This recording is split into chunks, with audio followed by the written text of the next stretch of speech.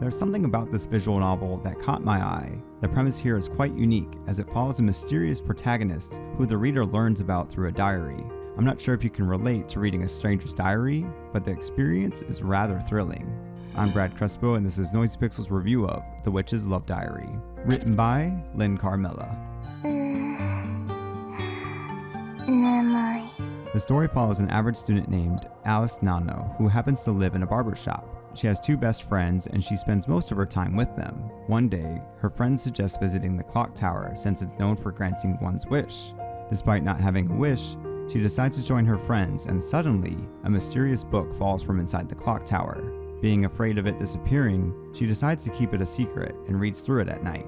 Evidently, this mysterious book is known as The Witch's Love Diary, which is a diary of a mysterious guy named Takumi. Although its premise confused me at first, I found it enjoyable to read through the many independent stories that have Takumi interact with different girls. It's also important to note that even the side characters have their own route. This way of storytelling is actually pretty unique because we have a guy as a protagonist who romances other girls, but you're actually reading the whole game from Alice's perspective.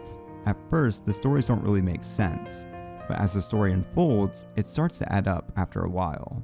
Even though there are multiple love stories within the diary, I found the chemistry was really well written between Takumi and each of the girls, which surprised me given that each girl is entirely different. These love stories are quite short, yet authentic, and more importantly, realistic.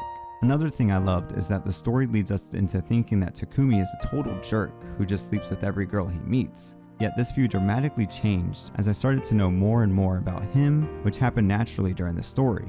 The Witch's Love Diary works with a map system that lets you freely choose between any desired story. As you go through each story, new stories are unlocked, which show an avatar of the characters waiting to be chosen by the player. While some of them are pure love stories, there are some that dive a little deeper into the characters' backstories. The game has a nice balance of fluffy romance and serious scenes, and I found them both to be equally well written.